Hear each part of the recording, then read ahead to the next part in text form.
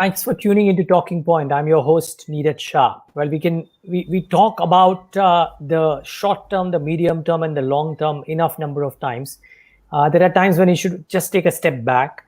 Don't not look at the or not hear the noise around you, but try and see if there are some transitional shifts that are happening within the investing landscape. It could be happening within the market structure at large, which is because of regulatory changes or otherwise, or central banking support, as has happened in the last 6 months. It could be happening within the country and the moves that it is taking, which helps or does not help certain sectors. And then there are certain market forces at play which bring about a shift in a particular theme or or a sector. Now, Carnelian Capital Advisors, in a note recently, wrote about this particular phenomenon, which is the shift that is happening, and they see a big shift happening in a couple of themes at least, if not more. But the note certainly speaks about those two themes. Let me get in Vikas Khemani of Carnelian to talk about what is the rationale that they have when they are looking or when they are talking about this shift. Vikas, good having you. Thanks so much for joining in. Hope all is safe. Hey, hi Neeraj. Yes, of course, everything is fine, and I think you very aptly set the context by saying that when once Bill Gates had said that we human mind tends to overestimate the short term and underestimate the long term, and I think that is what you just alluded in your opening remarks. So I said, let me just quote this. Uh, you know, but sorry, go ahead. No, that's essentially. I mean, so why are you looking at shifts? Because I presume that when you're talking about this, you're talking about uh, a long term. It could happen quickly, yes, but you're not looking at the short term noise. Yeah, absolutely. I think, Neeraj, I think in any, whether it is in life of a human being or a nation or a society, there are always constant shifts taking place, and due to various factors. But, all those shifts gets accelerated due to one or two event which expands. And we have seen crises are the times when many of those shifts gets accelerated. Those, all the factors come together and then they kind of push us in a different direction. And this has happened many other times. So if you look at crises are the very, very interesting times to evaluate. Uh, if I were to take you back, to 1991 BOP crisis, that was a watershed moment in the history of India.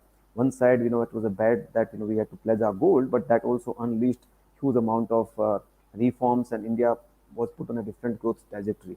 And we saw how massive wealth creation journey started from there on.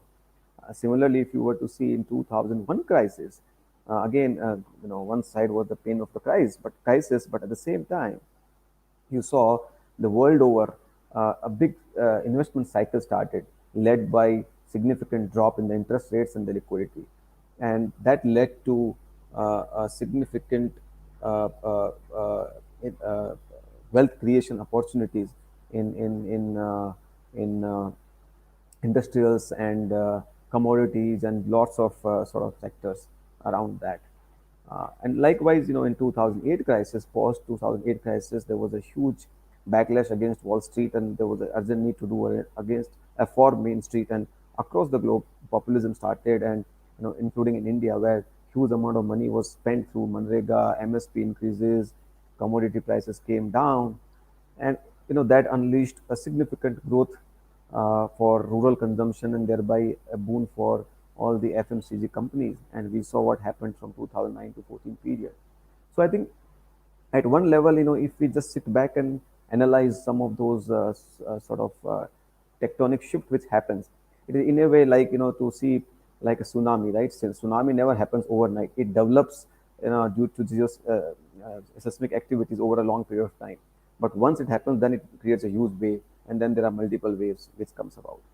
So I think same thing in some sense that those crisis brings those becomes a catalyst of some of the changes which are waiting to happen.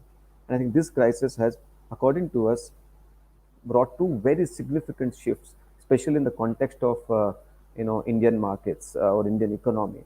One very big shift, according to us, is manufacturing side. India, as we know, has been very, very weak on the manufacturing contribution to the GDP, to our overall economic growth. We've been mostly dependent on imports, especially on the critical sectors, and this has been talked about for long. Partly it has been changing, on a slow basis, on an absolute basis, but as a percentage of overall economy, it is not. Services are a large part of the economy. But I think with this current, environment, we think that the time has come where the big acceleration will happen on the manufacturing side, and lots of stars are getting aligned. And we will talk about them in detail, but lots of stars are getting aligned, and we think that over the next 5 7 years, this could be a very big theme to play, where in some sense you can call it what happened to technology in 2000 can happen to manufacturing now over the next 8 10 15 years. And second Hmm. theme, which we think could be technology, where we will again talk more in detail. But I feel today there's more of technology in everybody's life, whether it is corporate or individuals, and the spend on technology is accelerating. And we think that this is the one sector where the demand is global, but supply is only Indian companies, and this is set to accelerate. There's a fourth wave of IT growth coming, and which augurs very well for Indian IT services. And we think that you will see a massive opportunity getting created in IT services. So these are the two big shifts we are seeing happening in from an Indian economic perspective. Okay, let's talk about the first one, Vikas, which is manufacturing, and then we'll come to IT. So, when I look at your presentation as well, Vikas, you're saying that India is on a cusp of a manufacturing boom on account of a few factors, right? Government reforms, and I think we've spoken and we've dissected them ad nauseum. You would have done that at various points too. So, which is fine, which is a bit of a foregone conclusion that the government is doing this and the environment has changed, etc. So, all of that is great. Um, I mean, one, do you reckon that these will last? And then I want to probe a bit about the cost competitiveness part of this that you believe works in India's favor, because that's the interesting bit wherein people might actually have very differing thoughts. Yeah, absolutely, Neeraj. I think so. There are five catalysts to this shift in manufacturing. Once you mentioned the government initiatives, cost competitiveness is another part. Thirdly, I think the change environment in the context of current COVID crisis. Fourthly, I think India is a huge demand market. So if somebody were to cater to that to Indian market, it's best place to be manufactured here. And lastly, I think India has a great entrepreneurial skills, right?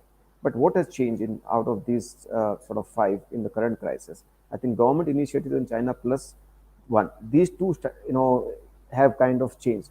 But rest like cost competitiveness, strong demand market, and entrepreneurship has been there for some time.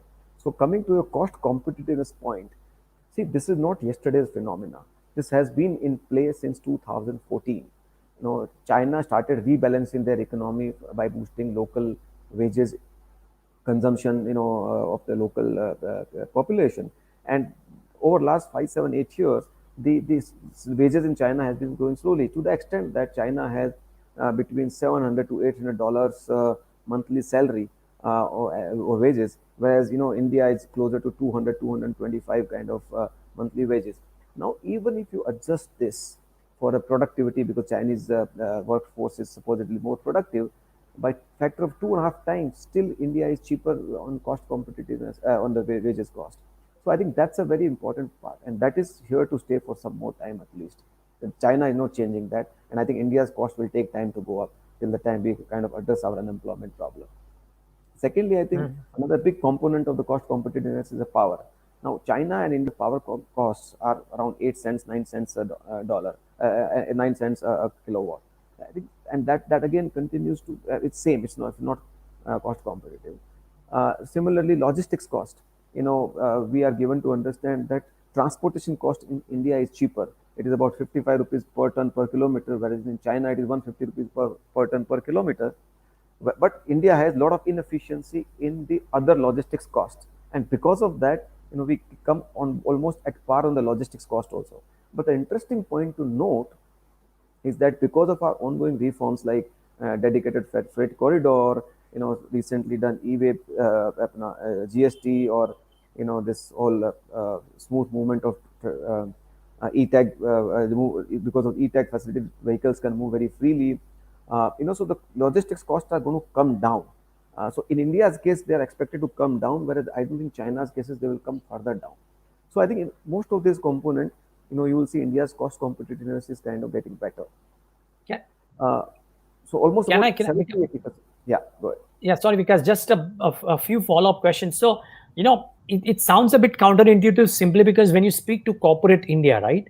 The one thing that corporate India, at least over, I mean, I'm not about the last 6 months because COVID has dominated the conversation, but otherwise, the fact that India has had to embark upon severe labor reforms means that there were issues on the labor front, and almost every FMCG company or otherwise does rue the fact that logistical nightmares when it comes to interstate deliveries continue to plague the country. So where do these numbers about the labor cost being, in terms of labor cost, the equalized monthly productivity being so much better than China, or the logistics cost overall being equal to China come about? Because it almost seems as if China or the rest of the Asian countries have a big advantage over India. No, so that's one is that Neeraj, there's an impression and then there is a reality. And if you really talk to corporate India, it's not that we have not spoken to corporate India. We've Of spoken course, to you would at have. least Yeah, sure. 50 companies, to validate most of these hypothesis data. And see, of course, do we have ease of doing business as it is in China? Answer is very much no. Are we very smooth? So I think large part of our complaints, if you ask me, incrementally has been around ease of doing business, the uncertainty in the environment, the uncertainty around the change of the policy. I don't think cost effectiveness is a very big issue, and that uncertainty adds to the cost. So corporates are not able to plan. Corporates are not able to give certainty that this is going to happen. But if you keep in mind, the small reform like removal of the toll or e-tolls across the country has reduced the travel time for the trucks across the country almost by 20%. Now this is small reform, but also it adds to the cost saving. Same thing, I think GST made life easy for with the e-way bill coming, life easy for at least on cutting of the time, if not on the compliance side. So and the labor cost, again, cost is not an issue. Problem is in labor, the kind of laws which adds to the uncertainty, whether you can keep the contract labor or not, whether what kind of policies are there. Still you can be subjected to kind of some of the bureaucratic overreach. So I think decent governments in this parliament session, government has done on the passed a law on the contract labor availability. So government is doing its own bit. India definitely is not good, in my opinion, on ease of doing business. But cost competitiveness in almost 70-80% items, India has become cost competitive. We are still have some disadvantage where I think raw material availability is on many of the raw material front we are still not cost competitive. Uh, Availability of the ecosystem we are still not probably as good as sort of China. So a lot of companies still end up importing goods from China because it is practically not possible to manufacture in India. The ecosystem does not exist. But as the ecosystem is building, more and more companies would start setting up their entire manufacturing out here. Okay, so you were saying that even in conversations with your investee companies, they are all talking about these advantages coming through on the labor side, on the logistics Absolutely, side. absolutely. Okay, And we have validated many of these data with the companies, their own experiences. got it. Okay, and so you were saying that these factors were already there, and what adds to your belief or conviction about manufacturing being a great in sector to invest in are the two things, which is the government putting in various measures to support the domestic industry in this current time, and the China plus one theory. Yes. Where all does that impact? I mean, usually would it be specialty chemicals and tech? Because we were talking to JP Morgan day before yesterday, and they were saying that they see this argument from India's perspective for tech and tech enabled companies, not so much for some of the others. Do you sense that it could happen for a bunch of other spaces as well, like pharma, specialty chemicals, etc.? Oh well, I mean this actually cuts across various sectors. To be very frank, tech and tech enabled. Actually, government doesn't need to do anything, and China Plus does not play there because China is not very good in IT services as India is. But as far as the manufacturing is concerned, if you see, uh, you know, uh, India imports roughly or net current account deficit of India is $70 billion only with China and rest with other countries. So it will cut. Currently, government has identified about 12 odd sort of sectors where they want to seek self-dependence over the next 4 or 5 years, and there's a massive plan on that. And this cuts across various industries. This goes at the auto component level. This goes at the APIs level. This goes, of course, chemicals and API is a very big part of that. And this is not only, by the way, matter of cost. It is also a matter of national security now. It also is very playing out well in capital goods sector, where I think India is largely importing a lot of capital equipment, and suddenly Indian companies have started finding a bit of a sigh of relief, and demand environment improving. It also goes into sectors like footwear, sectors like toy manufacturing. We'll see furniture manufacturing will pick up. So a lot of sectors which we have historically has India has not seen also will start developing. But from the prominent ones, you will see in chemicals, APIs, auto anks, you will see in capital goods, engineering services, all those will be fairly the prominent ones. Rest of them will start building over a period of time. Electronics also, I think we have started seeing ecosystem getting built, which was very weak earlier, but today we are seeing many companies are beginning to start with assembly and then get into the component manufacturing. And the point I like to make here is that very often people see assembling as a very weak point, and my point is that when Maruti came to India, it was only assembling and 99% of the parts were imported. But over the next 20 years, even in that closed economic environment, most of the parts were indigenized and the entire ecosystem and auto industry got built. So, what we should see this is in the beginning of a big trend.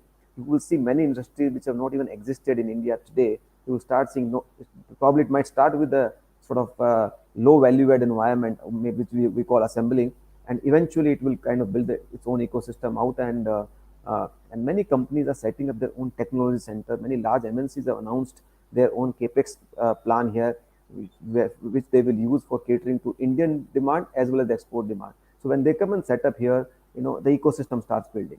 And I do believe that Indian entrepreneurship is, a class apart. When presenting when opportunity is presented, I think we will deal with all the pains and problems, but we will attend to the opportunity, and that gives me my faith that anything can change. Government reforms can change, but the China plus one strategy won't change. There is number one initiative in companies globally about addressing, diversifying away their move from China to other countries, and many countries will benefit, including India.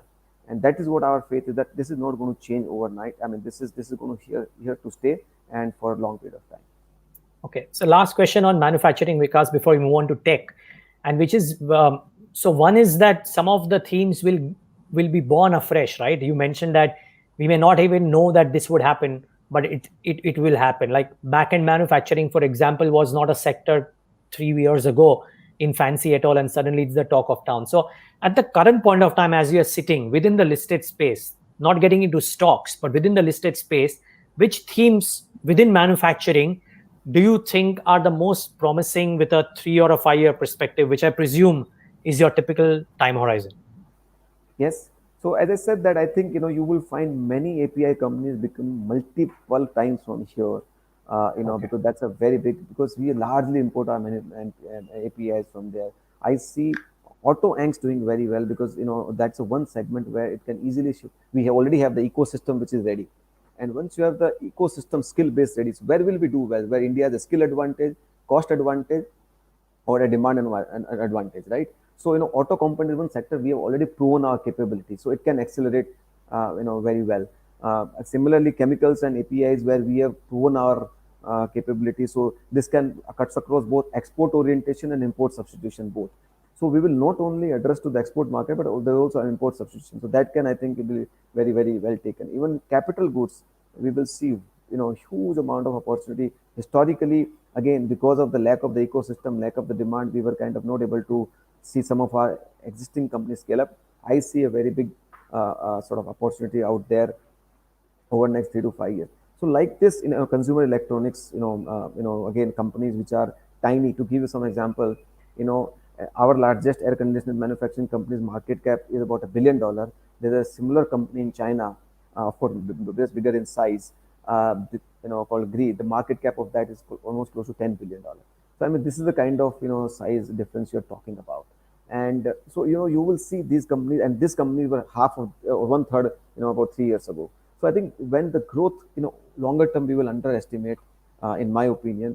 All these companies go back to look at other themes when pharma companies became, 10x, 15x. I remember 2002 when the trend started. Bharat Forge was less than 1,000 crore market cap. Thermex was 400 crore market cap. Over the next 5 7 years, they ended up becoming 5x, 10x, 15x. So I think we always will underestimate. Nobody can say that what are the possibilities there. All we know is that You have to look at a longer trend. At least I have made huge amount of money in markets when you can identify a longer term trend and identify the right ship. So when there's a tailwind, it can take you far. I mean, rest everything else is hypothesis. Nobody can say how much revenue will come next quarter, next year. The only thing is that when you see there's a tailwind and use the tailwind and sit on the right ship, you will make a lot of money. I think that's a powerful line. Yes, indeed. Okay, so Vikas, thanks for that. Let's talk about technology as the other big thing, right? So Indian tech has largely been a service provider, and they stay this way. What makes you believe that things could change? Because they get derided as being service companies and not product companies, which will not make higher than what they are making in terms of return ratios, higher than what they're making in terms of margins. So why do you get this belief that there is a shift for Indian IT? So I think a very good question, Neeraj. I think, see, somehow this has been sort of socialized that product is the only way to kind of play tech. But I feel IT services, especially in the Indian context, is a very powerful way of technology services, because it's also good because it creates huge amount of job opportunities for Indian context. But let us see. I think IT services has been around for long. This we think there's a fourth wave of IT services which is starting. First wave was pre Y2K, where we were kind of largely into labor arbitrage or cost arbitrage kind of setup, and we were doing very very low end work. But post 2001, I think we moved into offshoring, application development, and started value addition started happening. And I think in that process also you saw companies getting bigger and bigger. The deal size, which was deal sizes doubled in that period from 2001 to 2000 8 period. You saw deal sizes going to $100 million. Before that, it was less than 30-40 million dollar kind of size. Post 2008, again the next shift happened in what IT services companies were doing. They got more into ERP, more into more complex integrated IT services. Infrastructure management also kind of got a new and part of the digitization, partly in a small way. And the deal sizes ended up becoming between from 100 to 400-500 million dollar kind of ticket size. Now we are seeing the next wave coming in form of cloud migration, digital transformation, and Indian IT services company are doing some really transformative work. In fact, recently Mr. Rajesh Gopinathan, he ended up saying that digitalization or cloud migration is a new ERP. And now if you see deal size, recently Infosys won $1.5 billion single deal size. This is a big quantum jump we are talking about. So the way I see is that two or three big things which have changed post COVID, and these trends again I would say they were there but got accelerated. Digitization, cloud migration was happening, but because of COVID, in US the online activity suddenly jumped. What they saw in 10 years, we saw in in 3 months happening. E-com activity went from almost 10-12% to 22-23%, right? Now suddenly every company's infrastructure has been found wanting. Work from home culture has suddenly created a different urgency and need for enabling a very different environment. This has created a sudden need to kind of spend money on IT. And this is creating a very, what do I call it? In some sense, for want of a better word, that large IT companies, large companies across the globe are looking to book capacities so that they can forget about seeking cost. They'll be looking to book capacities with large IT companies that we need to do this kind of work. So the demand environment right now is obscene, and this has got triggered by three things. One, I think IT has become non-discretionary. Secondly, IT there's a lot more surplus with the companies on the IT side, IT budgets, because now they don't need to spend more on capex because of cloud migration and all. They can do more opex, and this is where the opportunity for Indian IT services come in. And thirdly, cost savings and cost pressures are pushing the technology adoption for efficiency. So this acceleration has created a big environment for IT services company, and we believe that IT companies can see, including large caps. So very often we get the, do you think IT companies, large companies will grow? Can see high teens kind of top line growth over next 4, 5, 6 years, and that can lead to, because there are also advantages of cost savings on part of IT companies, that can lead to bit of either expansion of the margin or reinvestment in the business. But companies' profitability can grow between 18 to 20% over next 3, 4, 5 years, which is, by the way, very, very big profitable growth, because these companies don't need to raise capital. They just, they are more a fee-based income, so kind of environment. So they don't need to raise capital. So no need of capital, growth coming and generating 40-50% ROC. Where do you get this kind of sort of sector environment where you have a reasonably good visibility of growth coming? So that is what is driving our conviction and hypothesis in this company, in this You sector. reckon valuation multiples could also inch up, or it'll largely be a factor of earnings growth? Oh, absolutely. There's no this. This is a classic case for re-rating.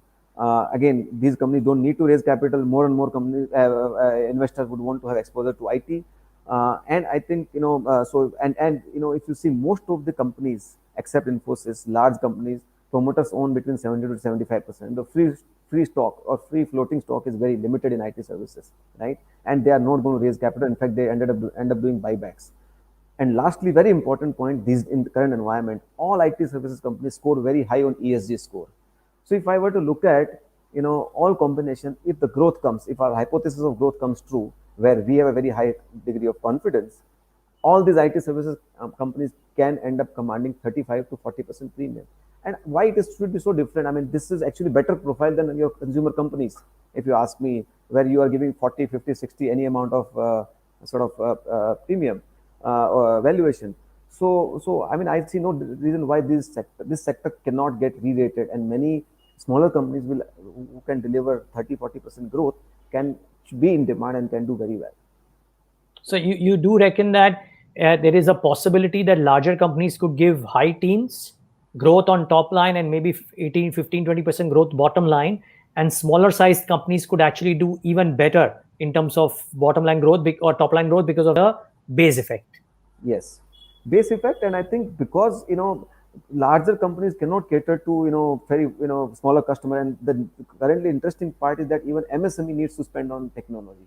So this change has happened across the value chain. It is not only that large companies will focus, because this has become non-discretionary. If you have to survive in the business, you have to operate, you need to spend money on technology, and that's the big difference. Interesting. Vikas, can I ask you if your bent in the portfolio is more towards the larger names, or is it equally split between large cap and the mid cap IT space? So we are actually reasonably spread. We have two names, large cap, two sort of mid capish names. So we are equally split, and we think, and by the way, we think large companies also will do very well. So you have to have a reasonably balanced portfolio from a risk perspective, because the large companies also have the capabilities set, which is very hard to replicate. Today, what TCS does is phenomenal. I mean, it will be in the service to them to say that they are just a body shopping. They're doing transformative work across the value chain, and you will see this only getting better over a period of time. Interesting. Well, that was the shift strategy, viewers. The whole thesis behind it, and the couple of themes that Carnelian believes will be the ones that could be invested in. I'm guessing there are multiple themes which would probably benefit from this, but these are the two that Vikas Khemani believes are probably the best way to play it. Vikas, thanks so much for joining in and giving us your thoughts. Really appreciate your time this morning. Thank you very much, Niraj. It's always great chatting with you and answer some of the really piercing questions. So I'm sure that adds to the viewers also. So thank you very much. You try your best for your investors. We try to do the same for our viewers, Vikas. But thanks. Absolutely. They really appreciate it. Pleasure. And viewers, thanks for tuning into this leg of The Talking Point.